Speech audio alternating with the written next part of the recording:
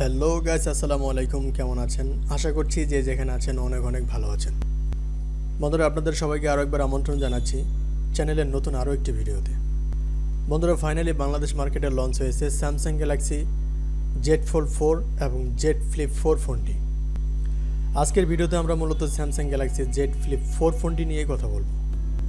ফোনটি অলরেডি দেশের মার্কেটে অফিসিয়ালি লঞ্চ হয়েছে। বন্ধুরা, ফোনটির A to Z সব ফিচার নিয়ে সাজিয়েছি আজকের এই ভিডিওটি, সো ভিডিওটি স্কিপ না করে সাথেই থাকুন। প্রথমে যদি ফোনটির ডিজাইন এবং বিল্ড কোয়ালিটি নিয়ে কথা বলি, তাহলে বলতেই হয় এই ফোনটি জেড ফ্লিপ 3-এর মতো সিমিলার ডিজাইন রাখা হয়েছে, তবে হ্যান্ড ফিল এবং ওয়েটের দিক দিয়ে কিছুটা পরিবর্তন আনা হয়েছে। ফোনটির ব্যাক সাইডে থাকছে glass Corning gorilla glass Victus plus এবং ফ্রেমে থাকছে অ্যালুমিনিয়াম, আর ফোনটি কিন্তু সম্পূর্ণ ওয়াটারপ্রুফ। বন্ধুরা, ফোনটির ব্যাক সাইডে থাকছে দুটি ক্যামেরা, আর ক্যামেরা মডিউলের পাশে থাকছে সেকেন্ডারি ডিসপ্লে। এই সেকেন্ডারি ডিসপ্লের মাধ্যমে আপনারা বেসিক কাজগুলো খুব ভালোভাবে করে নিতে পারবেন। তবে খারাপ লাগার দিক হচ্ছে এই ফোনটিতে 3.5 মিলিমিটারের হেডফোন জ্যাক ফোনটি থাকছে না, এবং শুধুমাত্র দুটি সিম কার্ড ইউজ করা যাবে, কোনো ধরনের external micro SD card use করা যাবে না। সো বন্ধুরা, স্যামসাং গ্যালাক্সি জেড ফ্লিপ 4 এই ফোনটির সামনে আসলে আপনারা পেয়ে যাচ্ছেন একটি ফুল ভিউ ডিসপ্লে, যার উপরের অংশে পাঞ্চ হোলের মাধ্যমে বসানো হয়েছে সেলফি ক্যামেরাটি।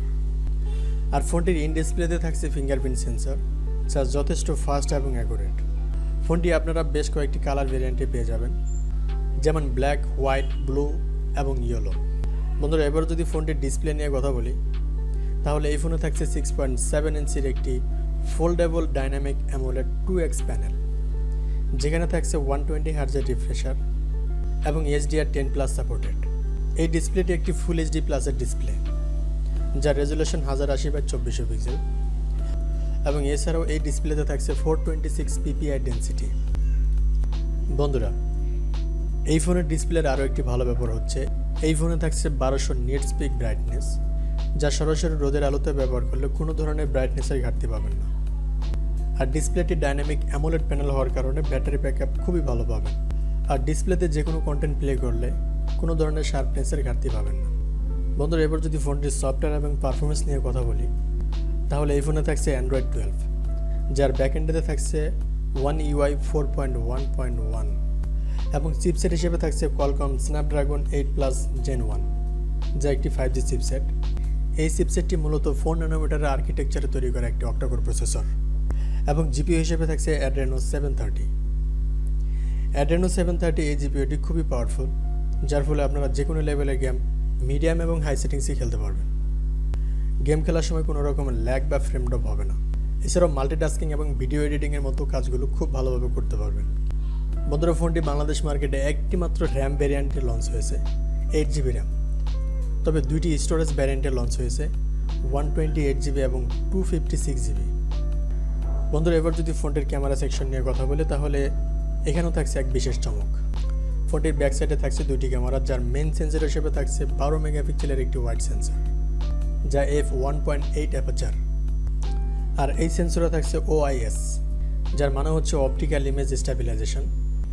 ভিডিও শ্যুট করার সময় যদি কোনো কারণে ক্যামেরা নড়ে যায়, তাহলে ভিডিওতে ঝিরঝির ভাবটি আসবে না, ভিডিও কোয়ালিটিকে অনেকটা স্টেবল রাখার চেষ্টা করবে। এবং সেকেন্ড ক্যামেরায় থাকছে 12 মেগাপিক্সেলের একটি আলট্রা ওয়াইড সেন্সর, যা 2.2 অ্যাপারচার। বন্ধুরা, ফোনটির ব্যাক ক্যামেরার ফিচার হিসেবে থাকছে LED ফ্ল্যাশ, HDR এবং প্যানোরামা।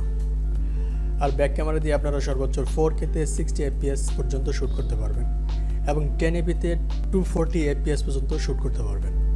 আর ফোনটির সেলফি ক্যামেরা হিসেবে থাকছে 10 মেগাপিক্সেলের একটি সেলফি ক্যামেরা, আর সারপ্রাইজলি সেলফি ক্যামেরা দিয়ে আপনারা 4K-তে 30 FPS পর্যন্ত শ্যুট করতে পারবেন। এই বিষয়টি আমার কাছে খুবই ভালো লেগেছে। বন্ধুরা, ফোনটিতে এছাড়াও থাকছে ওয়াইফাই, ব্লুটুথ, GPS এবং NFC-র মতো সব ধরনের ফিচার, এবং USB-তে থাকছে USB Type-C 2.0 পোর্ট। বন্ধুরা, এবার যদি ফোনটির ব্যাটারি এবং চার্জার নিয়ে কথা বলি, তাহলে এই ফোনে থাকছে 3700 mAh-এর একটি ব্যাটারি, এবং চার্জার হিসেবে থাকছে 25 ওয়াটের একটি চার্জার। সো বন্ধুরা, এবার কথা বলা যাক ফোনটির প্রাইস প্রসঙ্গে। এই ফোনটি বাংলাদেশ মার্কেটে প্রাইস রাখা হয়েছে 1,43,000 টাকা। বন্ধুরা, ফোনটির সকল ফিচার পর্যালোচনা করে এটা বোঝা গেল যে এই ফোনটি কেবলমাত্র শৌখিন প্রিয় মানুষের খুবই পছন্দের একটি ফোন হবে। স্টাইলিশ হিসেবে কিন্তু ফোনটি সবার পছন্দের শীর্ষে থাকবে, এটা আমার ব্যক্তিগত মতামত। যাই হোক, আজকের ভিডিও এই পর্যন্তই। ভিডিওটি যদি ভালো লাগে অবশ্যই একটি লাইক করুন, আর চ্যানেলে নতুন হয়ে থাকলে চ্যানেলটি সাবস্ক্রাইব করে পাশে থাকা বেল আইকনটি বাজিয়ে দিন। বন্ধুরা, আজকের মতো এখানেই বিদায় নিচ্ছি।